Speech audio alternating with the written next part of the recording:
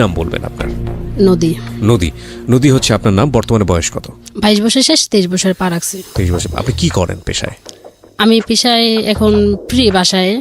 আচ্ছা, এই অনুষ্ঠানে আপনি এসেছেন, আপনি সিক্রেটস অনুষ্ঠানটা সম্পর্কে জানেন জি। এবং এই অনুষ্ঠানে মানুষ নিজের ভুলগুলো, অপরাধগুলো এখানে কনফেস করে, স্বীকার করে এবং আপনি সেটা করতে যাচ্ছেন পুরো অনুষ্ঠান জুড়েই। কিন্তু তার আগে আমাকে একটু বলেন যে কেন আসলেন? কারণ আমার জন্য কয়েকটা জীবনই নষ্ট হয়েছে, কষ্ট পাইছে। আমার মনে হলো অনুষ্ঠানটা শোনার কারণে আমি যদি এই অনুষ্ঠানের যে আমার কথাটি বলি, আমার মতো ভুল জানি আর কেউ কখনো না করে। ওকে, আমার মতো কেউ জানি আর কেউকে কষ্ট না দেয়। ওকে, আমরা শুরু করতে পারি, একেবারে ব্যাকগ্রাউন্ড থেকে শুরু করব। ঠিক আছে, আপনি এই অনুষ্ঠানের খোঁজ পেলেন কিভাবে, এটা আগে বলেন। আমি 3 বছর যাবত আপনার অনুষ্ঠানটা শুনছি, কিন্তু এখন মনে হলো আমি নিজেই তো একটা অপরাধী। আমি কার অপরাধীর গল্প শুনি, আমি নিজেও যা বলি তাহলে অনেক মানুষ সতর্ক হয়ে যাবে। কিবরিয়া ভাই, আমার একটা প্রশ্ন ছিল, জি। আপনি কেন ওই চ্যানেল থেকে না বলে চলে আসছেন? আচ্ছা, আপনি প্রশ্নটা অনুষ্ঠান শুরু হওয়ার আগে বারবার আমাকে জিজ্ঞেস করছিলেন। আমি বলেছিলাম যে আপনি আমাকে অনুষ্ঠানেই করেন, তাতে করে এটা অনেকেরই বিষয়টা জানা হয়ে যাবে। প্রথম কথা হচ্ছে যে এটা না বলা না, এটা আমি যখন একটা রেডিও থেকে অন্য কোনো রেডিওতে যাচ্ছি, তখন আমি যদি বলি যে আজকের পর থেকে আমাকে শুনতে পাবেন ঢাকা এফএমে, ওই রেডিওতে বসে, এটা খুবই নন প্রফেশনাল শোনা যায় এবং এটা ওই রেডিও পারমিটও করে না, তাই না? সুতরাং না বলে না আসলে। তবে হ্যাঁ, আমার হয়তো আরও একটু বলা উচিত ছিল যে আমি খুব শীঘ্রই অন্য একটা রেডিওতে জয়েন করতে যাচ্ছি, সেখানে আমাকে আপনারা শুনতে পাবেন। কিন্তু আমি সেটা বললেও যে সেখান থেকে সেটা প্রচার করা হবে এমন তো কোনো গ্যারান্টি ছিল না। হ্যাঁ, এবং আমি জানি যে এরকম অনেক মানুষই, আমি এখন পথে ঘাটে, হাটে মাঠে ঘাটে আমার সঙ্গে দেখা হয়ে যায় যে ভাই আপনি রেডিও ছেড়ে দিলেন কেন? ওকেই প্রশ্ন করে অনেকেই। আমি তো ভাই রেডিও ছেড়ে দেইনি। আমি যেদিন থেকে আমার পূর্বের স্টেশন ত্যাগ করেছি, এই ঢাকা এফএমে জয়েন করেছি, সেদিন তার পরের সপ্তাহ থেকেই আমি রবিবার এবং বুধবার দুটো অনুষ্ঠান নিয়ে আপনাদের সঙ্গে আছি এবং এই অনুষ্ঠানের কন্টেন্টগুলো সেম, প্রেজেন্টেশনের ধরনটা একটু আলাদা এবং তারপরেও আমি দেখেছি যে অনেক মানুষই এখন পর্যন্ত জানে না যে আমি ঢাকা এফএমে কাজ করছি। হয়তো ধীরে ধীরে জেনে যাবে আর কি। হ্যাঁ কিবরিয়া ভাই, কারণ আপনি যেদিন বলছেন আজকে অনুষ্ঠানে লাস্টে দিয়ে আমার কিছু কথা শুনতে পারবেন, সেদিন মানে কি কিবরিয়া ভাই কি বলতে চাই, এতদিন যাবত সেজন্য অপেক্ষা তো করছি। অপেক্ষা তো করার পরে দেখি সে আর চ্যানেলে থাকবে না। সে কোথায় যাবে, কি কারণে যাবে, কারণটা কি একটু তো জানাবে, না ফেসবুকে তো জানাবে। এর জন্য জানেন আমি অনেক কান্না করছি সেদিন রাত, আমার ঘুমেই হয়নি। কারণ আপনাকে আমি কখনো দেখিনি, আজকে আমার জীবনে প্রথম দেখা। তারপর আপনি কণ্ঠ শুনে আর আপনার ব্যবহার আচার এতটা ভালো, সেটা থ্যাংক ইউ। আমার সামনে বসে প্রশংসা করছেন, আমার কিছুটা বিব্রত লাগছে। Thank you very much. আপনাদের এই ভালোবাসা নিঃসন্দেহে সেটা আমার জন্য অনেক বড় পাওয়া, সৃষ্টিকর্তার কৃপা। আমরা মূল জায়গাটা থেকে শুরু করতে চাই। বুঝতে পেরেছি অনেকেই কষ্ট পেয়েছেন, কিন্তু ধীরে ধীরে খুঁজে পাবে আমাকে, আমি এটা বিশ্বাস করি। কারণ বাংলাদেশের লার্জেস্ট নেটওয়ার্ক হচ্ছে ঢাকা এফএমের। সো টুডে অর টুমোরো সবাই এটা জানবে, খুঁজে পাবে। ওকে, নদী, একেবারে ব্যাকগ্রাউন্ড যেটা বোঝাচ্ছি যে আপনি যে আজকে যে জায়গাটায় এসে উপনীত হয়েছেন এবং আপনি বুঝতে পারছেন যে আপনার যে ভুলগুলো, অপরাধগুলো, সেই ভুল আর অপরাধের পেছনে তো একটা শক্তিশালী কারণ আছে।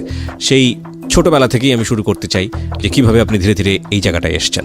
আমার মা হেরা 3 ভাই, আমরা 3 বোন 2 ভাই। তখন আমার বড় বোন হলো, তারপরে আমি হলাম, তারপরে আমার আরেকটা বোন হলো। এই কারণে আমার আম্মু আমার ছোট খালাম্মার কাছে আমাকে দিয়ে দেওয়ার কারণে, তখন আমার খালাম্মার শুধু নতুন বিয়ে হয়েছে, আমি শুনছি বড় হয়ে, তখন তার কোনো ছেলে মেয়ে ছিল না, তার হাজবেন্ড দেশের বাইরে থাকতো। এই জন্য আমার ছোট খালাম্মা আমাকে নিয়ে নিল। নিয়ে নেওয়ার পরে তারপরে আমার মা আমার কোনো খরচপাতি দিত না, আমার বাবাও দিত না, আমার খালাম্মা চাইতেও না, বলতো আমার হাজবেন্ড বাইরে থাকে, তুই থাক, আমারই তো মেয়ে, বোনের মেয়ে, আমার মেয়ে। বয়স যখন 5 বছর, তখন আমার খালাম্মার ঘরে আমার একটা বোন হলো। বোন হওয়ার পরে তারপরে আমাকে স্কুলে ভর্তি করে দিল। আমি স্কুলে যাওয়ার সময় আমার বোনকে দিয়ে আসি, আবার নিয়ে আসি। বা তারপরে আস্তে আস্তে যখন আমি 6-এ উঠলাম, আমি আবার খুব সাইকেল চালাতে পছন্দ করতাম। আমি সাইকেল নিয়েই, স্কুলটা অনেক দূরে ছিল, সাইকেল চালিয়ে স্কুলে যাইতাম। সাইকেল চালিয়ে স্কুলে যাওয়ার পথে কয়েকটা ছেলেই প্রশ্ন করতো, এই মেয়েটা কেন সাইকেল চালিয়ে স্কুলে যায়? সবাই তো এইভাবে সাধারণভাবে যায়, পায়ে হেঁটে যায়, এই মেয়েটা কেন এই সাইকেল চালা যায়? আমরা ওই মেয়ের পাশে পাশে যাব। ঠিক আছে, যাক, সেই নিয়ে আমি কখনো প্রশ্ন করি না। তারপরে একদিন একটা ছেলে বলল, নদী তুমি কেন সাইকেল চালায় স্কুলে যাও? এটা কোন ক্লাসের? আমি তখন 6-এ ভর্তি হয়েছি। 6-এ ভর্তি হয়েছেন? হ্যাঁ। বললাম কি, দেখো আমাদের বাসা থেকে অনেকটা লেট হয়ে যায়, আমার বোনকে স্কুলে পৌঁছাই দিয়ে আমার স্কুল যাইতে হয়, আমার পায়ে হেঁটে যাওয়ার এত সময় নাই, এর জন্য আমি নিজে সাইকেল চালাইয়া যাই। তারপর বললো ঠিক আছে যাও। এইভাবে তো ছেলেরা খারাপ ভাবে, গ্রাম সাইডে, এটা শহর হলে চলতো, আমি প্রতিদিন সাইকেল চালাই ওখানটা যাই, ছেলেটা প্রতিদিন দোকানে বসে থাকে, শুধু আমাকে ফলো করে। আমি আবার স্কুল ছুটি হওয়ার টাইমে বসে থাকে, যাওয়ার সময় বসে থাকে। একদিন আমি মেলাতে, বাড়ির পাশে মেলা হয়, বিরাট বড় মেলা, সেই মেলাতে গেলাম। মেলাতে যাওয়ার পরে সে আমার জন্য একটা গোলাপ নিয়ে দাঁড়ায় আছে, বলে নদী এটা তোমার জন্য। আমি বলি, কেন এটা আমার জন্য? আমি এই গোলাপ দিয়ে কী করবো? গোলাপ তোমার চুলে পরবা, এই মেয়েদের চুলেই তো গোলাপ খুব সুন্দর লাগে। আমার আচ্ছা ঠিক আছে। পরে তারপরে আসলাম, তারপরে এইভাবে 6-এর জীবনটা পার হয়ে গেল।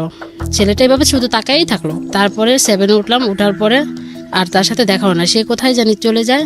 তারপর আমি এটে উঠলাম, এটে ওঠার 2 মাস পরে বিয়ে দিয়ে দিবে, আমাকে আর পড়াশোনা করাবে না, আমি অনেক দুষ্টু, সাইকেল চালাই, স্কুলে যাই, মানে আমাকে আর বিয়ে দিয়ে দিবে।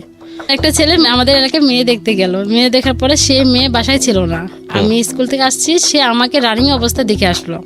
দেখে আসার পরে বলো কি এই মেয়েটা কার? আমি তো মেয়ে দেখতে আসছি, এই মেয়েটাকে আমার ভালো লাগছে, আমি একটু তার ফ্যামিলির সাথে কথা বলতে পারি। তারপরে একজনকে প্রশ্ন করলে মেয়েটা বাড়ি করে দেখাই দিল, ওই যে মুখ বাড়ি যান তৈরি পাওয়া যাবেন।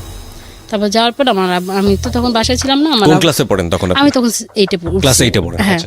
তারপরে আমার আব্বু মার সাথে কথা বলে আচ্ছা মেয়ে তো বড় হয়েছে, বিয়ে দিবই, তাহলে তোমার বাবা মাকে নিয়ে এসো।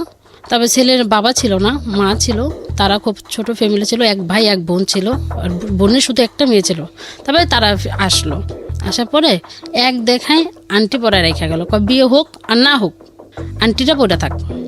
তারপরে পরে আমাদের ফ্যামিলিতে গেল, যাওয়ার পরে কিনো রকম, মানে তখন আমার বাবা মার চিন্তা ছিল কি আমার মেয়েকে আমি বিয়ে দিয়ে দেবো, সে যেই রকমই হোক। আসলে কিন্তু তখন আমার বয়স রানিং 14 বছর চলতেছিল, তখন আমার হাজবেন্ডের বয়স প্রায় 40-এর কাছাকাছি হয়েছে। কিন্তু তার টাকা পয়সা ছিল, অনেক টাকা পয়সা ছিল, কিন্তু এর জন্য বিয়ে দিবে। ছেলে হোক না বয়স্ক হোক, বয়স, তা তো টাকা আছে, বাড়ি আছে, গাড়ি আছে, মান সম্মান আছে, দিয়ে বিয়ে। মেয়ে তো অবশ্যই হ্যাপি থাকবে, সুখে থাকবে। তারপরে আমি তো ছেলেকে যে একদিন দেখছিলাম, তারপরে মানে পরে শান্তি পরে রেখে গেলো, তারপরে একদম সরাসরি বিয়ে। তারপরে বিয়ে ভালোই হয়েছে, মানে দুমদাম করে বিয়ে হয়েছে। বিয়ে হওয়ার পরে আমাকে যখন বাসা নিয়ে আসলো, তখন আমি দেখি, তারপর এখন নিজে চোখের সামনে দাঁড়ায় দেখি কি, যখন বাসর রাত্রে এটা কার সাথে বিয়ে দিছে, সে তো আমার মনে হয় আমার বাবার বয়সের সেম, সে আমাকে এই ছেলের সাথে কেন বিয়ে দিলে? আমি তারপর তাকে বললাম, আপনি আমাকে কেন বিয়ে করলেন?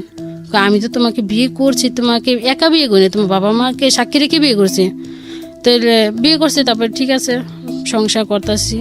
তখন স্বামী কী জিনিস আমি বুঝতাম না, মাঝে মাঝে শাশুড়ির সাথেও ঘুমাই থাকতাম, মানে এই রুমও ঘুমাই থাকতাম, ওই রুমও ঘুমাই থাকতাম, মানে কোনো ছিল না। তারপরে বললাম কি আমাকে এখন একটা ফোন কিনে দেবেন, আমি তো বাবা মার সাথে কথা বলতে হয়। কি বলবেন? ওকে এখন তোমার ফোন কিনে দরকার নেই, এখন তুমি ফোনটা কি করবে? তুমি এখন তোমার যখন একটা বেবি হবে তখন আমি তোমাকে ফোন কিনে দেবো, এছাড়া দিব না। আর ফোন তোমার চালানোও নিষেধ। আর একটা কথা সে বলে রাখছিল শুরু থেকেই, তুমি কখনো পর্দা ছাড়া বাইরে যেতে পারবে না, তুমি সবসময় পর্দা করে বাইরে যাইবা, তুমি বিনা কারণে গেটের বাইরে বেরোতে পারবে না। আমার সে এখনো পর্যন্ত গেটের বাইরে বেরোতে দেয় না, গেটে বাইরে বেরোতে পারবো না। ঠিক আছে, তখন তো বুঝি না বেরো, গেটে বাইরে না বেরোলে কী হবে? পুরো পাশটা তো ঘরের ভিতরে থাকতেই পাইতাছি, তোর দরকার কি গেটে বাইরে দেওয়ার দরকার? তো যাই না। তো এমন কথা হতে একদিন সে আমাকে আমার বাবা বাড়ি নিয়ে যাওয়ার পরে, মানে বাবা বাড়িতে আসতেছি, তখন বাসে ওঠার পরে একটা লোক পাশাপাশি সিটে বলছে কি, ভাইয়া আপনার মেয়েকে কি শ্বশুর বাড়িতে নিয়ে আইতেছেন? আমি তখন এই কথাটা শুনে কি জানেন না, আমি অনেক কান্না করছি। আমি তারপরে থেকে ভাবি তার সাথে আমি আর কখনো বাইরাবো না। তখন আমি বরখা ছাড়াই বাইরেছিলাম। যখন এই কথাটা বললো, আপনি কি ভাই আপনার মেয়েকে শ্বশুর বাড়িতে নিয়ে আসতেছেন, আমি কি রে, আসলে কি আমি এটা ভাবি? সে বয়স সবাই তো ভাবে, না হলে সে কেন এই কথাটা বলবে? তখন আমার হাজবেন্ড প্রশ্নের উত্তর দেয়নি, প্রশ্ন উত্তর না দিয়ে আমি কান্না করতেছি। তারপরে সেই লোকটা বুঝতে পারছে আমি তার ওয়াইফই হব, এর জন্য কান্না করতেছি। তারপরে বলল থাক, মানুষের কথা কি হয়। তারপরে আমি বাসায় এসে কিছু বলিনি, আমি তারপরে এভাবে শুয়ে থাকার পরে তারপরে আমার আস্তে আস্তে মানে একটা বেবি পেটে আসলো। বেবি পেটে আসার পরে সে আমাকে এমনি তো বাসা থেকে বাইরে যেতে দেয় না, একদম নিষেধ। এখন যখন 1.5 মাস বেবির বয়স পেটে, তখন বললো তোমার এখন থেকে গেটের বাইরে যাওয়া একদম নিষেধ, শুধু ডাক্তার চেক আপ করবে, বাসায় এসে ম্যাডাম আসবে। 12 তারিখে ডেট ছিল, আমাকে 5 তারিখে সিজার করবে, নর্মালি বাচ্চা নেবে না। তবে 5 তারিখে নেওয়া যাওয়ার পরে মানে তখন আমার বয়স 16 বছর। নেওয়া যাওয়ার পরে হাসপাতালে অনেক ডাক্তাররা অনেকটা রাগ হচ্ছে, এত অল্প বয়সের মেয়ে, আপনি এখনই মা। তারপর ঠিক আছে, অপারেশন হলো, মেয়ে হওয়ার পরে তখন আমার হাজব্যান্ড তো অনেকটাই খুশি, অনেকটাই হ্যাপি তার মেয়েকে দেখে, কিন্তু বউ কি হলো সেটা দেখার তার প্রশ্ন ছিল না। মানে বউয়ের খবর না নিলেও চলবে, মেয়েটা ঠিক আছে কিনা এটা হচ্ছে মূল না কথা। নিলেও চলবে, আমার মেয়ে হয়ে গেছে, আমার একটা সংসারের হয়ে গেছে। তারপর ঠিক আছে, মেয়ে নিয়ে অনেকটা হ্যাপি। এখন হাসপাতালে রিলিজ করে আমি বাবা বাড়িতে নিয়ে যাবে, এখন বলে কি না আমার বাড়িতে যেতে হবে। আমার বাবা বলে কি না, আমার মেয়ে এখন তোমার বাসায় যে কিচ্ছু করতে পারবে না, এখন খাটে তো নামতে পারবে না, আমার মেয়ে আমার বাসায় থাকবে।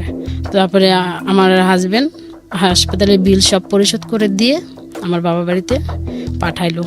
তারপরে নিয়ে আসলো 12 দিনের দিনে। নিয়ে আসার পরে বেবিটা আস্তে আস্তে আস্তে আস্তে মানে মানে করতেছে, মানে এমনভাবে টক করতেছে জানি সে আমাকে ভুলে থাকতে পারে।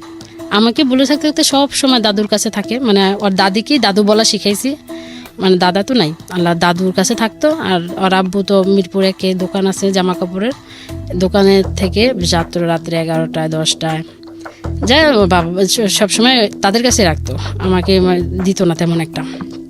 খাওয়া পড়া গোসল যা আছে সব করতো।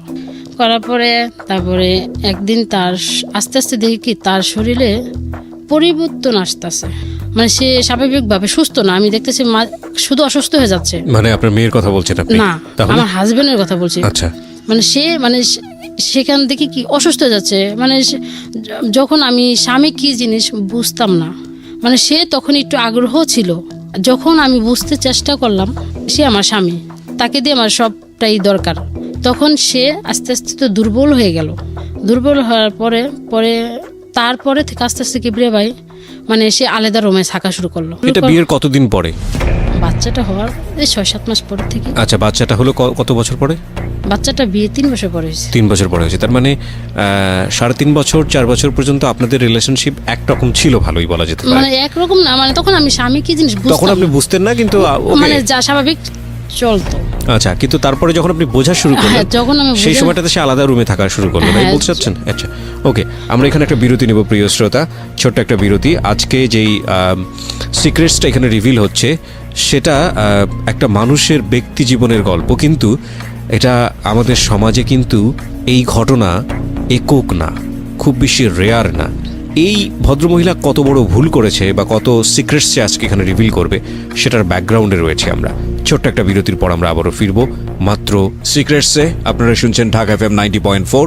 এই অনুষ্ঠান চলাকালীন সময় আমাদের ইউটিউবে আপলোড হচ্ছে, আপনি চাইলে ইউটিউবে চলে আসতে পারেন এবং অবশ্যই আমাদের চ্যানেলটি সাবস্ক্রাইব করতে ভুল করবেন না। সাবস্ক্রাইব করার পর পাশের বেল বাটনটি অন করে দেবেন, তাহলে আপনার সেলফোনে আপনি জানতে পারবেন আমরা কখন কখন নতুন কন্টেন্ট আপলোড করছি। আমাদের ইউটিউবের ঠিকানা হচ্ছে www.youtube.com/DFM904। আমি আবারও বলছি youtube.com/DFM904। প্লিজ সাবস্ক্রাইব করবেন। প্রিয় শ্রোতা, আপনাদের অসংখ্য অনুরোধে, চাপাচাপিতে এবং জোর করাতে একটা বিশেষ অনুরোধ আমাকে রাখতে হচ্ছে। সেটা হলো, বেশ কিছুদিন আগে বইয়ের ব্যাপারে আমি একটা অফার দিয়েছিলাম যে বইটি যদি আপনি প্রিয় মানুষকে উপহার দিতে চান এবং তাকে যদি আমার পক্ষ থেকে কিছু লিখে দিতে চান তাহলে সেই সুযোগটি থাকছে। মাত্র 2 দিনের জন্য অফারটি দেবার পর অসংখ্য অনুরোধ আসে এবং এরপর অফারটি বন্ধ হয়ে যায়। আমি সবার জন্য এই অফারটি আরও একবার ওপেন করছি। এখন থেকে শুরু করে আগামী 2 দিন আবার ওই অফারটি আমি দিচ্ছি। যদি আপনি এই বইটি কাউকে উপহার দিতে চান, যে বইটি বাজারে এসছে আমার জীবন গল্প এবং সিক্রেটস, এবং তাকে যদি আপনি কিছু লিখে দিতে চান তাহলে যেটা করতে হবে, আপনাকে ফোন দিতে হবে এই নাম্বারে। নাম্বারটি হচ্ছে 0963871771। আমি আবারও বলছি 09638771771। ফোন দেওয়ার পরে আপনি কল সেন্টার থেকে কিছু নির্দেশনা পাবেন, সেই নির্দেশনা অনুসারে আপনি কাজ করবেন এবং আমি অতি দ্রুত আপনার হাতে বইটি পৌঁছানোর ব্যবস্থা করব। এই অফারটি শুধুই এই নাম্বারে ফোন করে যারা বইটি অর্ডার করবেন তাদের জন্য প্রযোজ্য, অন্য কোথাও থেকে এই অফারটি প্রযোজ্য হচ্ছে না। শুধু এই নাম্বারটি থেকে যারা বইটি অর্ডার করবেন, অ্যাডভান্স অর্ডার, ঢাকা সহ সারা বাংলাদেশে। হ্যাঁ, নদী, আমরা যেখানটায় ছিলাম তারপর আমি মাঝে মাঝে বলি কি আপনি কেন এই রুমে থাকেন, বলে আমার তো কাজ থাকে, ব্যবসা বাণিজ্য করি, ব্যস্ত থাকি, তোমার কাছে তো মানে এতটা বেশি বয়সে এত রাত পর্যন্ত রাত্রে জেলা কাজ করলে হিসাব টিসাব করলে তুমি তো বিরক্ত হবে। আমি কি সব সময় আপনি তো কাজ করে আমার রুমে যেতে পারেন, আমি ঘুমাইতাম, আমি ভাবতাম সে আসবে, আমি তারপরে মানে অপেক্ষা থাকতে থাকতে ঘুমাই পড়তাম। এখন দেখি কি রাত পাটে সকাল হয়ে গেছে, এখনও সে আসেনি, ওই রুমেই শুয়ে পড়ছে। তারপরে শুয়ে থাকার পরে তারপরে একদিন আমি নিজের থেকে ওই রুমে গেলাম। ওই রুমে যাওয়ার পরে আমি বলছি আমি এখন আপনার কাছে কিছু চাই। এখন তুমি কি চাও? আমি আপনার স্ত্রী হয়ে যা যেতে পারি তাই চাই। কয় সরি আমি এখন দিতে পারবো না। দিতে পারবেন না কারণটা কি? আমি এখন সন্দেহ ঢুকলো সে কেন এমনটা করে, কেন একটা স্বাভাবিক ছেলে তো এমনটা করবে না। আমার বেবি হয়েছে দেখে আমার কাছে আসে না, না কি কারণটা কি আমি এখন জানবো। আরও মানুষও তো বেবি হয়, তার হাজবেন্ড কি তাকে রেখে চলে যায়? তারপরে এখন দেখি মানে সে এখন বাসাও আসে লেট করে, মানে ভাবে আমি এখন যদি তাড়াতাড়ি বাসা যাই সে তো অবশ্যই আমাকে এই প্রশ্নটা করবে, আমার কাছে আসতে যাবে, এই জন্য সে লেট করে বাসায় ফিরত। হ্যাঁ মানে আগে আসতে 9টা 10টা অথবা 10:30, এখন দেখি 12টা 1টা এমন আছে 2টো বেজে যায়। বাসা আসার প্রশ্ন করলে বলে এই বন্ধুদের সাথে ছিল, এটা ছিল। তাহলে দেখি এখন সে আমাকে কিন্তু সময় দিচ্ছে না। এমন সময় একটা বিয়ের প্রোগ্রাম পড়লো, নাচ করতে পারি বিয়ের অনুষ্ঠানে, মানে আর কেউকে দাওয়াত না করলো, মানে বিশেষ করে আমাকে দাওয়াত করবে, মানে আপনি কি নাচানাচি করবেন? ওকে, ওদিন বিয়েতে তো গেছি, মানে বাচ্চা তখন এই 9-10 মাস হবে। মানে আমার শাশুড়ি বাবা ভালো ছিল, বলতে আচ্ছা ঠিক আছে তুমি যাও, বাচ্চা তো পিটার খায়, বাচ্চা আমি দেখে রাখছি। আমি দেখে রাখছি, যাও। মানে আমরা মানে একটা বিয়ে হলে সবকিছু আলাদা করে কিনে নিই, যে ধরেন আজকে এই বিয়েতে জামদানি পরবো, মানে সবাই এক কোয়ালিটি জামদানি, মানে ওই রকম সবাই। আমার শাশুড়ি আবার টাকা দিল, বল আচ্ছা ঠিক আছে নিয়ে আসো। নিয়ে আসলাম, তারপরে আমরা পার্লারে সেজে প্রোগ্রামে যাওয়ার পরে সেরকম পরে আমার হাজব্যান্ড কিন্তু যায়নি। তারপরে তো গায়ে হলুদ গেল, তারপর তো বরযাত্রী, মানে হিন্দুদের বিয়ে তো রাত্রে হয়, তাহলে আমাদের এখানে 11টা থেকে 12 সাবার পোড়াবাড়ি বিয়ে। জি, তারপরে আমাদের মিরপুর থেকে যেতে তো বেশি সময় লাগে না, 12টার দিকে গেল, 3টা লগ্নে বিয়ে, তো 1টা বাজে যায় পৌঁছাই যাবো। তারপরে আমার হাজব্যান্ড বরযাত্রী তো যাবে না, কিন্তু আমাকে যেতে হবে, কিন্তু আমারও এনজয় করতে ভালো লাগে, আমিও যাই থাকি, সবসময় তো মন মোটা হয়ে থাকি, তাহলে যাই মজা করি। তারপরে যখন আমি সাভারে গেলাম পোড়াবাড়ি যেতে, আমি এখানে থামিয়ে আপনাকে একটা প্রশ্ন করতে চাই। ইন দ্য মিন টাইম আপনি আপনার, যেহেতু এটা একটা বেসিক নিড মানুষের জীবনে, আপনি আপনার হাজব্যান্ডকে কোনো ভালো ডাক্তার দেখিয়েছেন, বা সে নিজে কোনো ডাক্তার দেখিয়েছে, বা আপনি তাকে বলেছেন যে তোমার যে শারীরিক সমস্যা আছে সেটা নিয়ে তোমার ডাক্তার কাছে যাওয়া উচিত? হ্যাঁ, কিভাবে আমি ডাক্তার দেখাইছি ওই সময়টাতে বিয়ে বাড়ির ঘটনার আগে? হ্যাঁ দেখাইছি। আচ্ছা, দেখানোর পরে ডাক্তার বলছে সব কিছুরই একটা শেষ আছে, মানে আপনার হাজব্যান্ড বিয়ে করছে লেট করে ঠিক আছে, কিন্তু আগে বাইরে সময় কাটাইছে, এই কারণে এই জিনিসটা হয়ে গেছে। বাইরে সময় কাটিয়েছে মানে হচ্ছে মানে বাইরে অন্য মেয়েদের সঙ্গে তার সম্পর্ক ছিল। জি জি। ওকে, যেটা বুঝতে পারছি যে ডাক্তার যেটা বললো যে এটা আসলে ট্রিটমেন্টে গেলেও এটা কিওর হওয়ার মতো ব্যাপার নেই, না ঠিক হবে না। ওকে ঠিক আছে, বলুন। তারপরে যে বিয়েতে গেলাম, তারপরে তখন আমার একটা পার্সোনাল সিম ছিল, মাত্র 2-3 দিন আগে, যে হঠাৎ একদিন মানে ওই রাত্রেই চিটাগাং থেকে একটা ফোন আসলো রং নাম্বারে।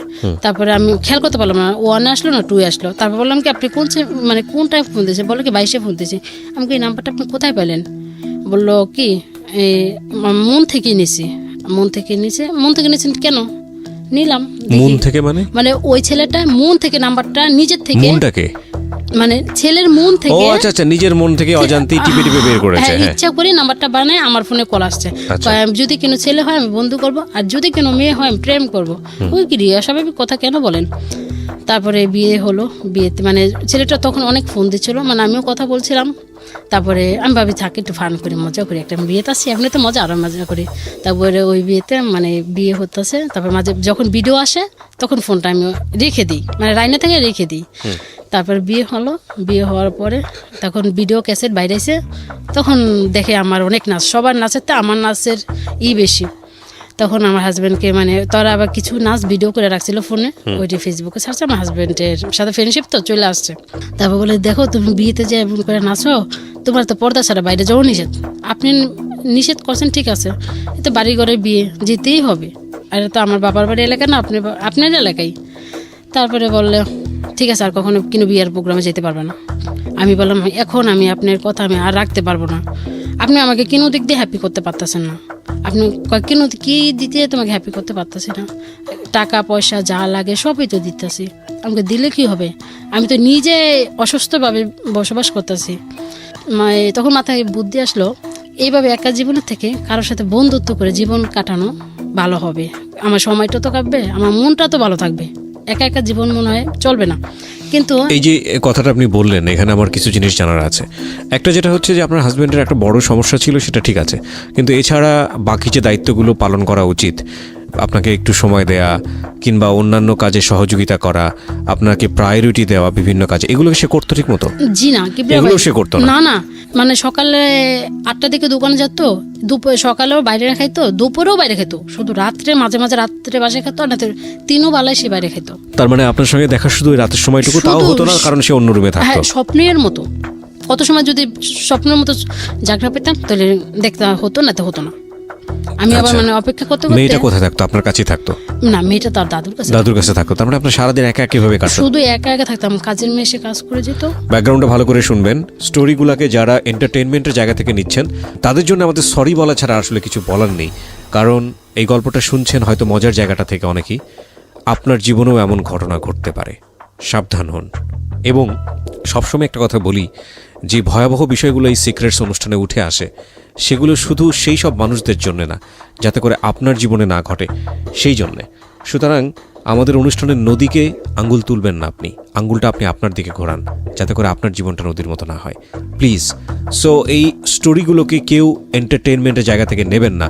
এই জন্য আমাদের সিক্রেটসের ট্যাগলাইনটা হচ্ছে সামথিং বিয়ন্ড এন্টারটেইনমেন্ট।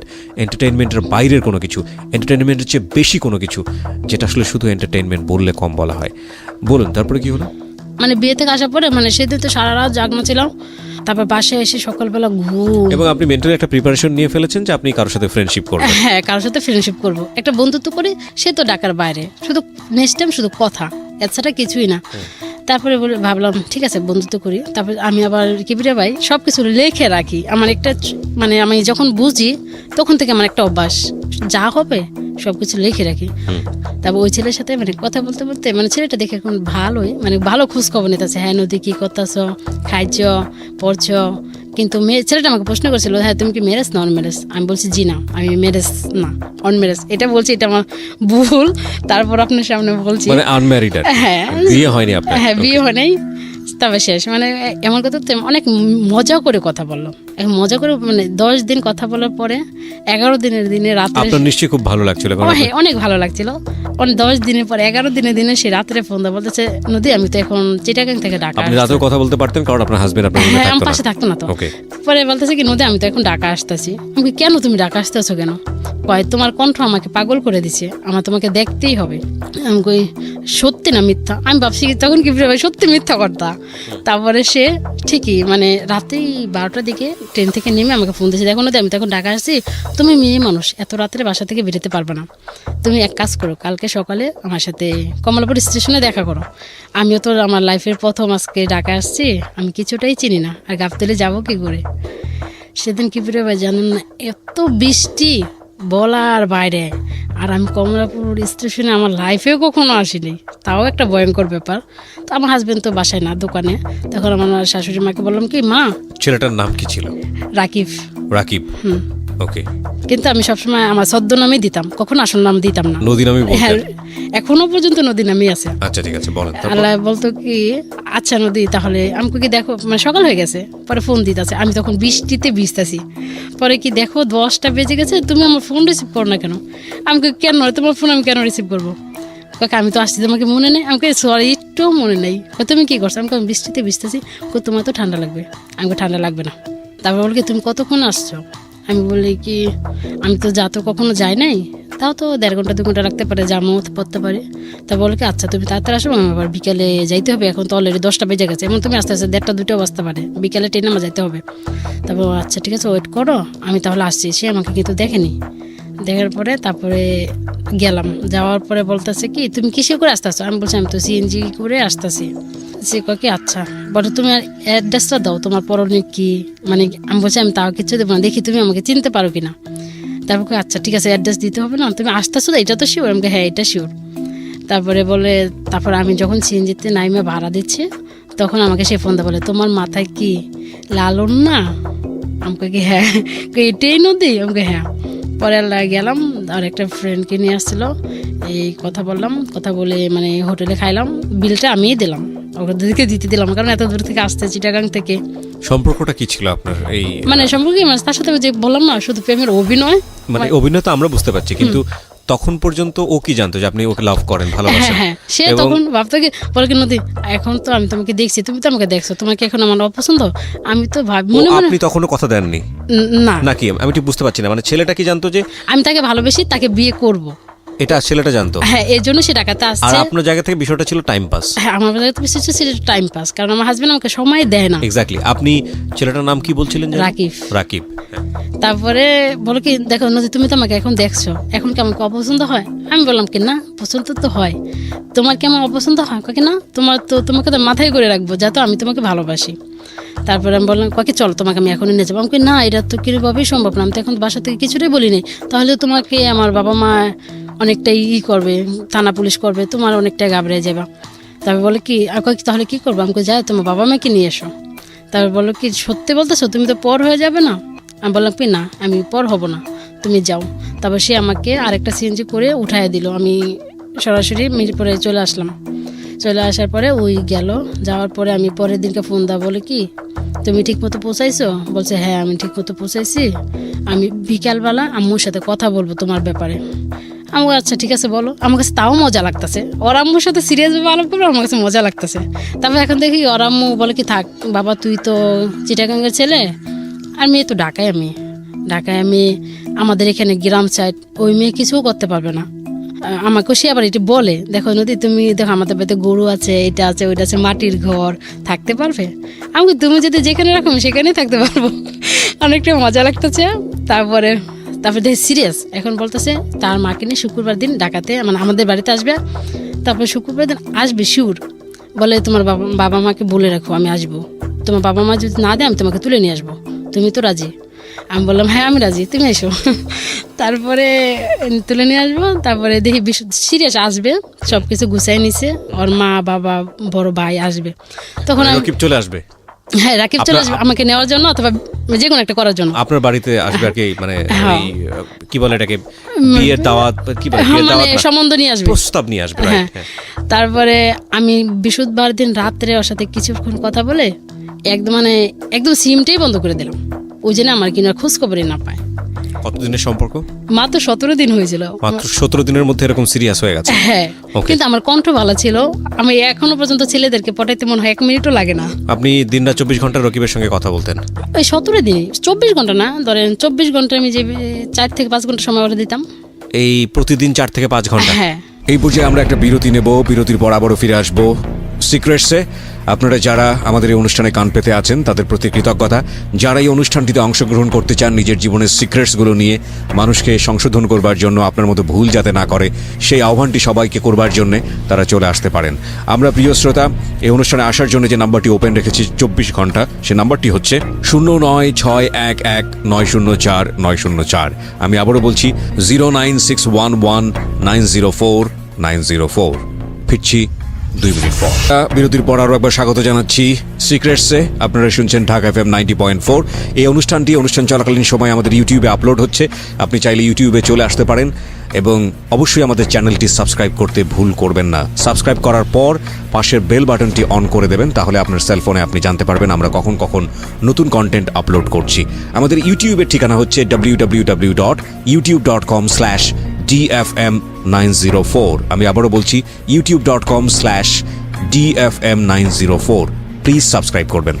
প্রিয় শ্রোতা, আপনাদের অসংখ্য অনুরোধে, চাপাচাপিতে এবং জোর করাতে একটা বিশেষ অনুরোধ আমাকে রাখতে হচ্ছে। সেটা হলো, বেশ কিছুদিন আগে বইয়ের ব্যাপারে আমি একটা অফার দিয়েছিলাম যে বইটি যদি আপনি প্রিয় মানুষকে উপহার দিতে চান এবং তাকে যদি আমার পক্ষ থেকে কিছু লিখে দিতে চান, তাহলে সেই সুযোগটি থাকছে। মাত্র 2 দিনের জন্য অফারটি দেবার পর অসংখ্য অনুরোধ আসে এবং এরপর অফারটি বন্ধ হয়ে যায়। আমি সবার জন্য এই অফারটি আরও একবার ওপেন করছি। এখন থেকে শুরু করে আগামী 2 দিন আবার ওই অফারটি আমি দিচ্ছি। যদি আপনি এই বইটি কাউকে উপহার দিতে চান, যে বইটি বাজারে এসছে আমার জীবন গল্প এবং সিক্রেটস, এবং তাকে যদি আপনি কিছু লিখে দিতে চান, তাহলে যেটা করতে হবে, আপনাকে ফোন দিতে হবে এই নাম্বারে। নাম্বারটি হচ্ছে 09638771771। আমি আবারও বলছি 09638771771। ফোন দেওয়ার পরে আপনি কল সেন্টার থেকে কিছু নির্দেশনা পাবেন, সেই নির্দেশনা অনুসারে আপনি কাজ করবেন এবং আমি অতি দ্রুত আপনার হাতে বইটি পৌঁছানোর ব্যবস্থা করব। এই অফারটি শুধুই এই নাম্বারে ফোন করে যারা বইটি অর্ডার করবেন তাদের জন্য প্রযোজ্য, অন্য কোথাও থেকে এই অফারটি প্রযোজ্য হচ্ছে না। শুধু এই নাম্বারটি থেকে যারা বইটি অর্ডার করবেন, অ্যাডভান্স অর্ডার, ঢাকা সহ সারা বাংলাদেশে। হ্যাঁ নদী, আমরা যেখানটায় ছিলাম তারপরে ওই তো মানে হয় আমাকে অনেক বিশ্রাইছে, আমি তখন এতটা ফিল করিনি। রাকিব শেষের পরে মানে আমার বাবা বাড়িতে আমাকে যেতে দিছে। এখন কিছুদিন আমার ভাই অসুস্থ ছিল, তারপরে এই জন্য আমাকে যেতে দিচ্ছে আমার হাজবেন্ড, মানে 2 মাস থাকতে পারবো। তখন আমাদের বাড়িতে আবার কাজ করতেছিল, ছাদ জ্বালাই দিব। তখন আমার আব্বু বলতেছে, মানে একটা ড্রাইভারের নাম্বার বলতেছে, এই নাম্বারটা আমি বলি, তুমি একটু এই নাম্বারটা লিখে দাও।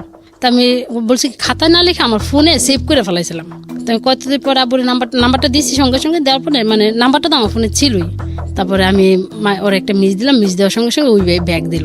ব্যাগ দেওয়ার পরে অনেকটা দুষ্টামি করতে করতে, আমার বোনও ছিল তখন, আমার বোনটা অনেকটা বড় হয়ে গেছে, তখন দুষ্টামি করতে করতে অনেকটা কথা বলতে বলতে মানে ওই আমাকে প্রেমের অফার করা শুরু করলো। এখন থেকে ভালোই তো কথা তো হচ্ছে। আমি তাকে একদিন বলছি, তুমি কি ঢাকার না ঢাকার বাইরে? সে বলছে আমি চাঁদপুরের, কিন্তু মিথ্যা কথা, সে ছিল ঢাকারই। ওকে, নাম কি ছিল? তার নাম ছিল ইসলাম। ওকে, কিন্তু তাকে আমি কখন ইসলাম বলে ডাকতাম না, সব গাড়ি চালাইতো তো সবসময় রানিংয়ে থাকতো, এই জন্য তাকে আমি রানিং বলে ডাকতাম। ওকে, এই যে 5-6 মাস মানে সম্পর্ক বয়স হলো, মানে কি দেখা নাই, শুধু কথা। কিন্তু হচ্ছে আমাকে অনেকটা লাভ করতো মনে হয়। মানে একদিন যদি তার সাথে আমি কথা না বলতাম, পরের দিন আমার ফোনে 200 টাকা পাঠিয়ে দিত। আমাকে এত টাকা পড়ে কেন, এত টাকা দাম কি? এমন সময় আমার ফোনে 5,000 টাকাও জমে গেছে, প্রতিদিন 100 টাকা করে পাঠাইতো। একদিন কথা না বলে 200 টাকা পাঠাইতো। তাই আমি চলতে চলতে বলে কি, নদী আমি তো এখন বর্ষাকাল ফ্রি আছি, তোমার সাথে একটু দেখা করতে চাই, মানে মিরপুর মাজার রোড দেখা করতে আসবে। বলকে আসবে তো? পরে আমাকে আচ্ছা ঠিক আছে আসবো। বলছে আচ্ছা ঠিক আছে, আমি বাসা থেকে বাইরে যেতেছি, তুমিও বাইরে যাও। মানে তখন মাথায় একটা কাজ করেছে, বাসা থেকে বাইরে যেতেছে, আমারও বাইরে তো, তাদের চাঁদপুর থেকে আসতে এত সময় লাগে, এত কম সময়। তখন বলছে এখানে একটা ফলের দোকান আছে, তুমি এখানে দাঁড়াও। যার পর দেখি সে রিক্সা করে, সাদা লুঙ্গি পরে, কালো শার্ট পরে, মানে মানে আশেপাশে আসলে যেভাবে আসে ওইভাবে আসছে। এখন দেখি সে মানে তার সাথে আমার সম্পর্ক হয়েছে, এটা আমি বিশ্বাসই করতে পারি না। সে এত সুন্দর, এত স্মার্ট, এত বিশ্বাস করতে পারি না। তারপরে সেদিন অনেক সময় চটবাড়ির দিক দিয়ে রিক্সা করে ঘুরছি, 500 টাকা রিক্সা ভাড়া নিচে। ঘোরার পরে এই ছেলেটা কত নাম্বার ছিল? 2 নাম্বার। 2 নাম্বার। ওকে, ঘোরার পরে আল্লাহ বললো কি আচ্ছা ঠিক আছে, এখন বাসায় চলে যাও, অন্য এক সময় দেখা হবে না। পরে আমি ওই বাসায় যাওয়ার পরে আমি ওকে প্রশ্ন করলাম, সত্যি করে বলো তুমি কোথা থেকে আসছো, আর তোমার বাসাটা খুব চিনা চিনা লাগে। আমি আগেও বলছি, এখনও বলি। বলে কি আচ্ছা বললে তো তুমি যাবে না, তুমি তো মানে ঢাকায় মেয়ের ছেলের সাথে কখনো কথা বলতে চাও না, আমাদের বাড়ি তোমাদের এলাকার আশেপাশে বইলাপুরে, তার থেকে তো আমার কাটতে হবে। সেই জন্য এলাকার এমন আছে, আজকে দেখা করছে, কালকে এমন আছে, কথা বলতে বলতে বলতে পারে আমি তোমাকে নিয়ে এমন এক জায়গায় যাবো। আমার তখন এটা পছন্দ হয়নি। তারপর আস্তে আস্তে তাকেও ব্লক করলাম। ব্লক করার পরে ওই বিভিন্ন নাম্বার ফোন দেয়। তারপর যা সিমটাই বন্ধ করে দিলাম। সিমটা বন্ধ করার পরে এমন করে 2টা সিম হয়ে গেল। আমি 6-7 মাস পরে ওইটা বন্ধ করে আবার নতুন করে সিমটা, ওই আগে সিমটা ওপেন করছি। খোলার সাথে 3-4 দিন পরে সে আমাকে ফোন দিছে, রাকিবি দেখুন কি নদী তোমার ফোন বন্ধ কেন, তোমার কি হয়েছে? আমাকে দেখ রে ভাই, আমার অবস্থা না খুবই খারাপ ছিল রে ভাই, ফোনটা হারাই গেছে, সিমটা হারাই গেছে, আর উঠাইতে পারিনি, এই জন্য তোর সাথে আমার দেখা হয়নি, কথা হয়নি। আচ্ছা এখন তুমি কেমন আছো? আমাকে এখন আমি ভালো আছি। বাকি এখন আমি আসি, তোমাকে বিয়ে করবো তো, আমি তো এখনো তোমার জন্য পাগল আছি। আমাকে তুমি বিয়ে করবে? আমার তো বিয়ে হয়ে গেছে। এটা আপনি বললেন? মানে এটা বললেন এই কারণে যাতে করে সম্পর্কটা শেষ হয়ে যায় আর না আগায় সামনের দিকে। তারপরে ওর মানে ওই একটা হোটেলে জব করতো, স্টাফ ছিল, আর ওর একটা মামা ছিল। মামা কি মানে সমান বয়সে 2-1 বছর বড় ছোট হতে পারে, মানে হোটেলের ম্যানেজার ছিল। মানে ওই অনেক মেয়েদের সাথে অনেক দুষ্টামি করে দেখে মানে ওর ফোনটা মামার কাছে জমা রাখতো। তা মাঝে মাঝে আমিও ফোন দিলে আল্লাহ মামা রিসিভ করে বলতো কি আচ্ছা আপনি পরে ফোন দেন, আমি ওই আসলাম বলবো। তারপরে মামার সাথে 2-1 দিন কথা বললাম। মামা তারপরে আমার নাম্বারটা মামার ফোনে সেভ করে নিল, আমি বুঝতেও পারিনি। এক সময় মামা আমাকে কয়েক মাস পরে ফোন দিল। ফোন দেওয়া বলো কি তুমি কি নদী? আমাকে হ্যাঁ আমি নদী। আমি কণ্ঠশুনে বুঝতে পারছি এটাই সেই মামা। আর তারপরে বুঝতে পারার পরে বলে কি আমি তোমাকে একটা কথা বলতে চাই। আমাকে কি? আমি না তোমাকে অনেক বেশি ভালোবাসি, আমি সেটা তোমাকে জানাইতে চাই। আমাকে কেন ভালোবাসবে? আমি আচ্ছা আমি ওই মামা ডাকতে থেকে আমিও মামা ডাকতাম। আমাকে ঠিক আছে, এটা পরে আমি আপনাকে উত্তরটা দেবো। সেদিন ছিল 5 তারিখ। বলে আচ্ছা তুমি আমাকে 6 তারিখে উত্তর দেবা।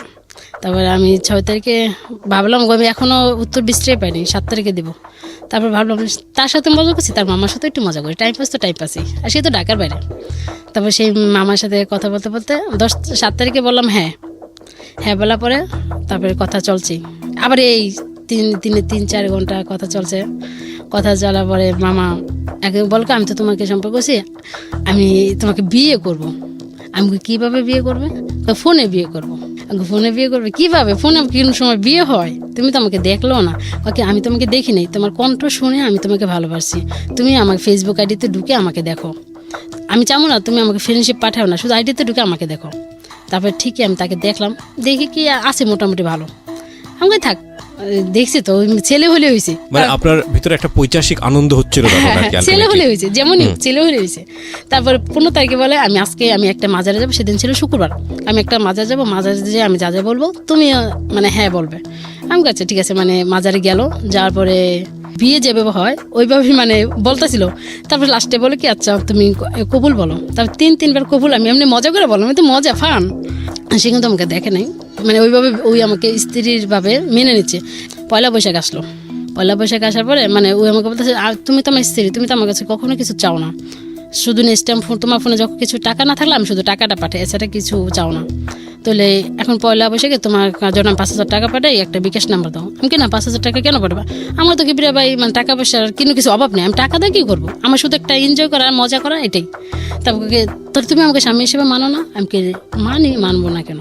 তুই টাকা নিবে না কেন? আমি বললাম আচ্ছা এখন লাগবে না, এখন রাখো, আমার যদি কখনো দরকার লাগে আমি তোমার কাছে চেয়ে নেবো। আচ্ছা ঠিক আছে, আমি রেখে দিলাম, তুমি কিন্তু চেয়ে নেবে, এটা আমার কাছে আবদার। একসময় বুঝতে পারলো এত ওয়েটিংয়ে, ওর বাবা মা বুঝতে পারলো এত আমার ছেলের ফোন দোকান থেকে আসার পরে এত ওয়েটিংয়ে কেন থাকে।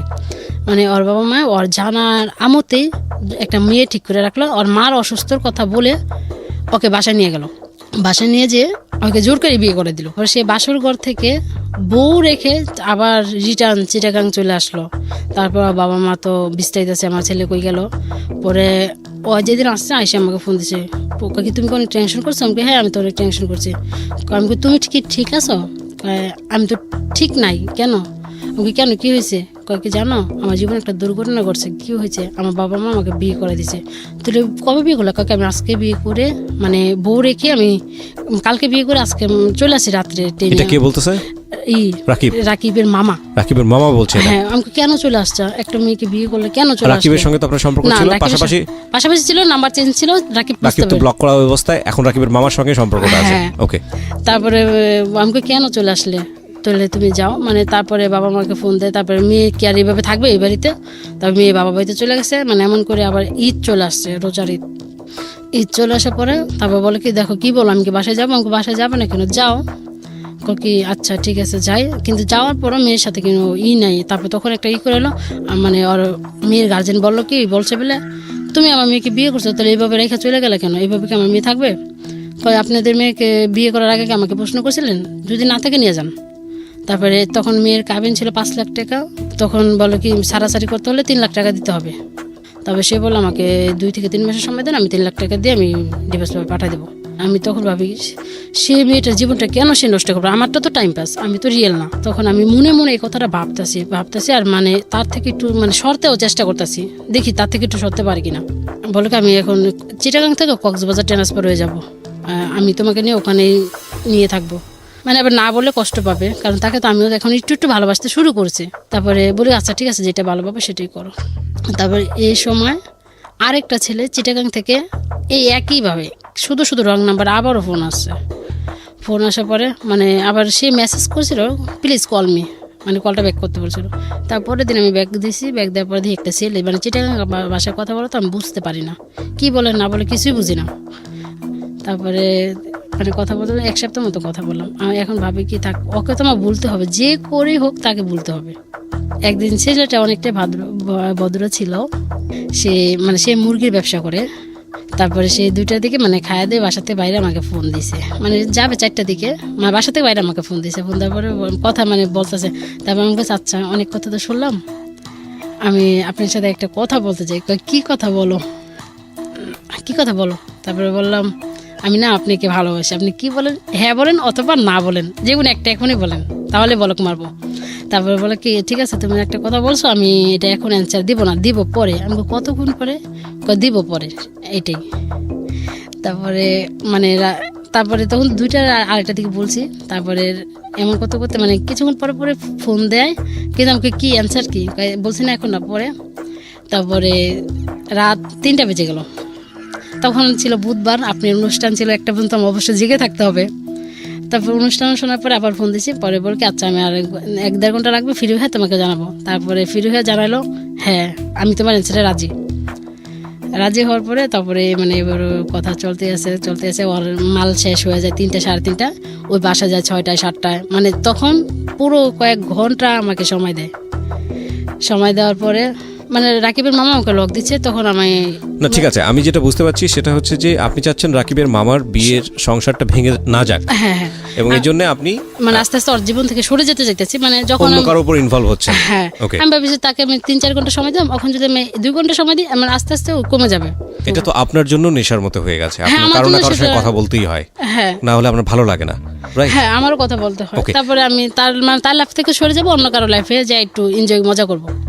তারপর আমি এখন ওই ছেলের সাথে কথা বলে মাঝে মাঝে রাকিবের মামা আমাকে ফোন দিয়ে ওয়েটিংয়ে পায়, আমার ফোন ওয়েটিং পেলে ওর মাথা অটোমেটিক গরম হয়ে যাবে। আর ওই যে মিঠু এই ছেলেটা অনেকটাই ভালো, মানে ওয়েটিংয়ে পাইলো, মানে একটা ভুলভাল দিয়ে একটা প্রশ্ন দিয়ে কাটে পেতাম, তাহলে ভাবি 2টা সিম নেই 2টা ফোন থাক, তাহলে দুজনকে সময় দিতে পারবো। তারপরে ওই রাকিবের মামা কি করলো, এক পর্যায়ে মেয়েটাকে ডিভোর্স দিয়ে দিল। ডিভোর্স দিয়ে দিল? হ্যাঁ ডিভোর্স দেওয়ার আগে আপনার সঙ্গে কথা বলেছিল যে এরকম? না আমাকে বলে নেই। ডিভোর্সটা কি আপনার কারণেই হয়েছে? আমি ভাবি মনে হয় আমার কারণেই হয়েছে, আমি তো যদি তাকে এমন করে ভালোবাসার অফার না করতাম, মানে এমন করে না জড়াইতাম, তাহলে তো মনে হয় ডিভোর্স তো হতো না। কিন্তু আপনার সঙ্গে জড়ানোর পরে তো সে বিয়ে করেছে, হ্যাঁ তাহলে সে বিয়ে কেন করলো? বিয়ে বাবা মা জোর করে করছে, যদি বলছে যদি বিয়ে না করস তাহলে আমি আর তোর বাবা মারা যাবো। ঠিক আছে ঠিক আছে, তো ডিভোর্স হয়ে গেল। হ্যাঁ, তারপরে মানে কথা বলতে মানে এক সময় দেখি কি মানে ওয়েটিংয়ে পাইলো, রাত বাজে 2টা, মানে ওই ছেলেও ফোন দিয়েছে, মিঠুও ফোন দিয়েছে, রাসেলও ফোন দিতেছে, মানে ওয়েটিংয়ে পাওয়ার পরে বললাম কি আমার রাসেল তুমি এই মুহূর্তে কল দাও, মানে এই মুহূর্তে আর অডিও কল তো মানে হয় না। ওকে, পরে রাসেলটা হচ্ছে হলো যার বউ ডিভোর্স হয়ে গেছে। রকিবের মামা, হ্যাঁ হ্যাঁ আর আরেকটা ছেলে যে মিঠু।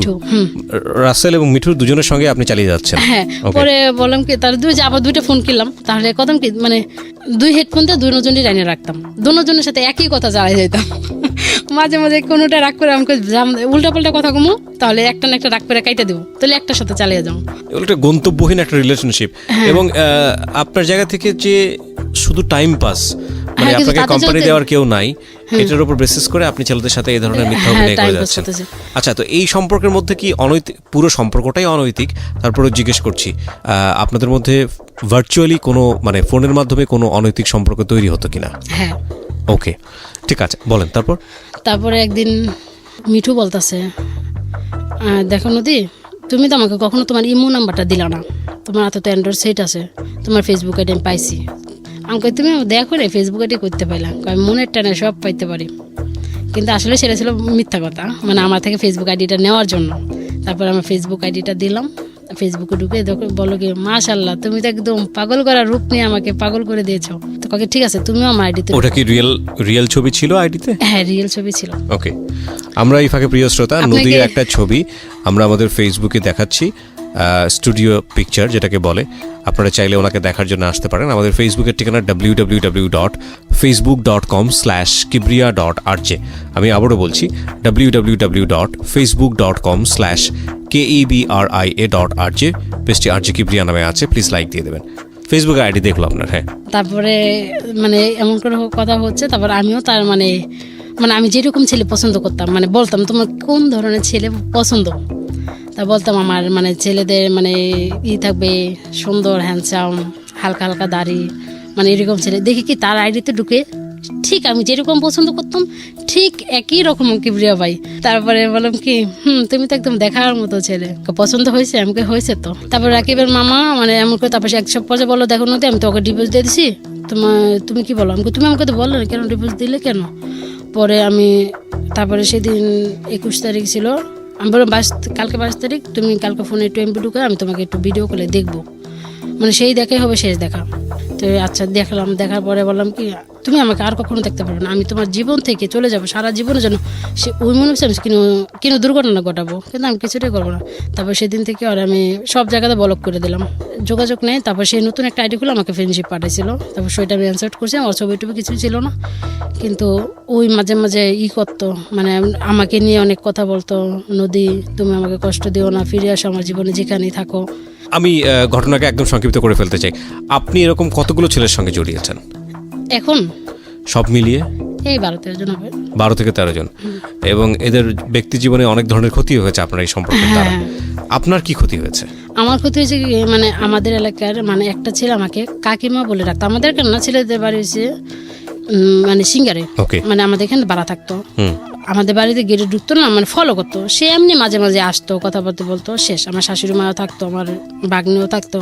সে আসতে আমাদের বাসায় আসার পরে মানে আমার মেয়েটা তখন আমার কোলে ছিল, মানে 8টা বাজে তো, মানে ছোট মানে ঘুমায় যাবে, ঘুমাচ্ছে। তখন আমি ওরে শোয়া মানে ই করলাম, মানে মুসুরিটা টানাচ্ছি, মুসুরি টানা। সে মানে কয়েকটা সেলফি নিছে আমার, আমি জানি না সে কেন সেলফিটা নিছে, এমন নিছে। সেলফিটা নেওয়ার পরে মানে কিছু লোক মানে হঠাৎ করে মানে মেয়েটা শোয়ার পর মানে ওরা হঠাৎ করে আমার রুমে ঢুকে পড়ছে। আমার শাশুড়ি ছিল, বাগ্নি ছিল, ওরা ওই রুমে ছিল, আর ছেলেটা আমার রুমে ছিল। মানে হেরা ভাবছে কি না কি কথা, কি বলবে, আজকে আমি সত্য কথা বলতেছি, তার সাথে আমার এমন কোনো সম্পর্ক ছিল না। হঠাৎ করে আমার রুমে এসে বলা যায় তুই এই বিত্তে সুস্কি লেগা, বলার পরে সেও থুতুপুতু খাই গেছে। কী রে, কী হলো, কী কারণে এলাম, কী হলো? পরে তাকে অনেক মারলো। আমাদের বাড়ির পাশে একটা ক্লাব আছে, মানে এলাকার নেতা ফেতাদের, ওরা ওই ক্লাবে নিয়ে গেলে অনেক মারলো, কিন্তু আমাকে কিছু বলে নেই। তখন আমি বলছি আমাকে তোমরা কিচ্ছু করতে পারবে না, আমার হাজব্যান্ড আছে, তাকে তোমরা ফোন দানো, সে যদি আমাকে ছেড়ে দেয় তাহলে দিবে, তোমাদের বিচারে রায় যদি আমাকে ছেড়ে দেয় তাহলে দিবে, আর আমার হাজব্যান্ড যদি আমাকে নিয়ে খায় তাহলে তোমরা কিছু বলতে পারো না, আমার গায়ে একটা হাতও দিবে না। তারপরে বলতেছে ঠিক আছে, ওই তো এবারে বউ, ওরা কিছু বলতে হবে না, ওরে মাই দিকা, ওর ইচ্ছা মতো। কিন্তু ওরা অনেক মারছে, মারার পরে রাত্রি ওরা আমার হাজব্যান্ড দোকান থেকে আসছে, আসার পরে রাত্রে মানে এলাকার অনেকজন, কি বলবো কি রে ভাই, আমি তখন লজ্জায় মাথা হেঁট হয়ে গেছে। আমি কি করলাম, কি হলো, কিছু তো হলো না কেন? পরে আল্লাহ বিচারে ডাকানোর পরে বললো তুমি যদি মানে সব বিচার যা সব কিছু হলো, ওই ছেলের সাথে আমার কখন দেখা হবে না, কথা হবে না, আমার নাম্বার চেঞ্জ, ছেলের নাম্বার চেঞ্জ, সব কিছু মেনে নিল। এখন বলতেছে তুমি যদি এই বউ নিয়ে খেতে চাও তাহলে তোমার 1 লক্ষ টাকা জরিমানা দিতে হবে, আজ না দিলে কালকে ভিত্তি দিতে হবে। তারপর আমার হাজব্যান্ড মানে 1 লক্ষ টাকা, এটা এই সাধারণ কাজের জন্য, আমি একটা এলাকার ছেলে, এই সাধারণ কাজের জন্য 1 লক্ষ টাকা জরিমানা, তোমরা এটা কী বলো, ডাকাতের কথা বলো? তারপরে সে বললো ঠিক আছে 50,000 টাকা কালকে নিয়ে নিও। আমার হাজব্যান্ড পরের দিন 50,000 টাকা দিয়ে দিল। 50,000 টাকা দেওয়ার পরে তারপর সে আমাকে প্রশ্ন করলো তুমি কি সত্যিই বলো এমন ধরনের কাজে জড়িত আছো? আমি বললাম না, আমি এমন ধরনের কাজে জড়িত নেই, তোমার প্রবলেম থাকতে পারে ঠিক আছে, কিন্তু আমি এমন কাজ কখনো করতে পারি না। তারপরে কি ভাই জানেন, সে আমার দুলাভাই আসছিল, মানে আমার বাবা বাড়িতে কাউকে জানায়নি, শুধু আমার বউ। আপনার এই ঘটনা মোটামুটি সবাই জেনে গেল? সবাই জেনে গেল, মানে এলাকার সবাই জেনে গেল, মানে অমুকের বউ এই কাজটা করছে, কিন্তু একদম মিথ্যা। আমি আজকে আপনার সামনে মিথ্যা কথা বলবো না, সবাই শুনবে এই ঘটনাটা। তারপর বলছে ঠিক আছে তুমি আর কখনো কারোর সাথে কথাবার্তা বলো না। আমি তখন বলছি এই ফালতু ছেলেদের সাথে কথাবার্তা বলো না, আর বাড়িতে আসতে দিও না। কেন দিস জাগা, ওরা ওইসব আপদ বেলায় গেলে কি হইব? আমি বললাম দেখো এমন ঘটনা, এই জন্য আমি ডাকাইছি, এর জন্য কিছুই না, আমি জানি। তারপরে ছেলেটা মানে সেদিন আমি বুঝতে পেরেছি ঘটনা অনেক জটিল, অনেকগুলো ছেলে যেহেতু আপনার সঙ্গে এভাবে ইনভলভ হয়েছে, সুতরাং তাদের ব্যক্তি জীবনে অনেক ক্ষতির সম্মুখীন তারা হয়েছে। শেষমেশ কি দাঁড়িয়েছে, এখনকার কি অবস্থা? এখনকার অবস্থা মানে সবাই আমার জীবন থেকে আমি ইচ্ছা করি মানে আস্তে আস্তে ছাড়াই দিছি। এখন শুধু আছে মিঠু। মানে আজকে আমি ওকে বলছি এমন ঘটনা আমি FM যা বলবো, তুমি প্লিজ আমার গল্পটা শুনো, মানে ওই শুনবে বলছে। শোনার পরে সম্পর্কটা শেষ হয়ে যাবে আমি ভাবছি। তো আপনি আমাকে একটা কথা বলেন, হাজবেন্ডের সমস্যার সমাধান কি হয়েছে? না, সমাধান হয়নি। তো হাজবেন্ডের এই সমস্যার সমাধান না হওয়ার প্রেক্ষাপটেই আপনি এমন একটা দিন শুরু করেছিলেন, এমন একটা জায়গাতে শুরু করেছিলেন মানুষের সাথে টাইম পাস করা। কেউ হয়তো বা সেটাতে হাজবেন্ডেরই দোষ ভাববে, কিন্তু আপনার হাজবেন্ড তো কারেকশন হয়নি। আপনি এতগুলো ছেলের সঙ্গে অনৈতিকভাবে জড়ালেন, সেটা ফোনের মাধ্যমে হোক আর যেভাবেই হোক না কেন, আপনি তো শেষমেশ সুখের দেখা পেলেন না। পেয়েছেন কি?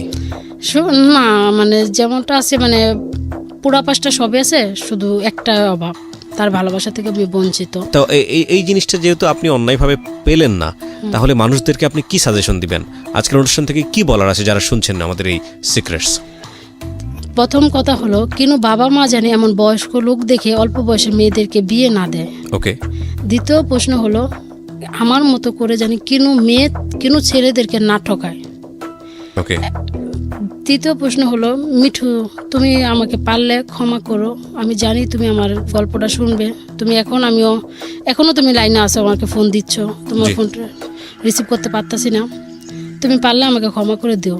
তুমি শপথ নিয়েছিলে তুমি মারা যাওয়া পর্যন্ত বিয়ে করবে না, তুমি আমাকে দেখে বিয়ে করতে রাজি হয়েছো। এবং কিবরিয়া ভাই আমি যে 100% বলে দিছি, দেখো আমার বিয়ে হয়েছে, আমার একটা মেয়েও আছে।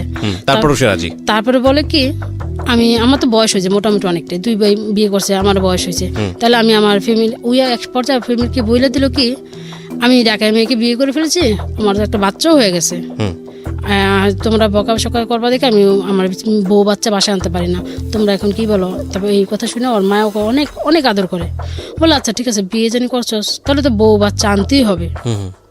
মানে এতটা বেশি অ্যাডভান্স হয়ে গেছে হ্যাঁ, শুধু তারপরে- ফোনে কথা শুনে। হ্যাঁ, Okay. তারপরে আমিও ওর ফ্যামিলির সাথে কথা প্রিয় বলতাম। শ্রোতা, আমরা এইখানে এন্ডিং মার্ক টানছি। আজকের এই স্টোরিটা অনেক বেশি ছোট ছিল, আপনারা নিশ্চয়ই জানেন।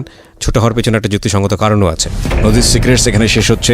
ইনফ্যাক্ট এই স্টোরিটা আমরা আরও ইন ডিটেলে যেতে পারতাম, সেটা আমরা যাচ্ছি না এই কারণে যে বিষয়গুলো অনেক সময় রুচিসম্মত হবে না অনেকের কাছেই। আর আমরা আসলে মূল মেসেজটা আপনাদেরকে দেবার চেষ্টা করেছি। নদী যতটুকু বলেছে আমার মনে হয় মূল মেসেজটা অনেকখানি পরিষ্কার।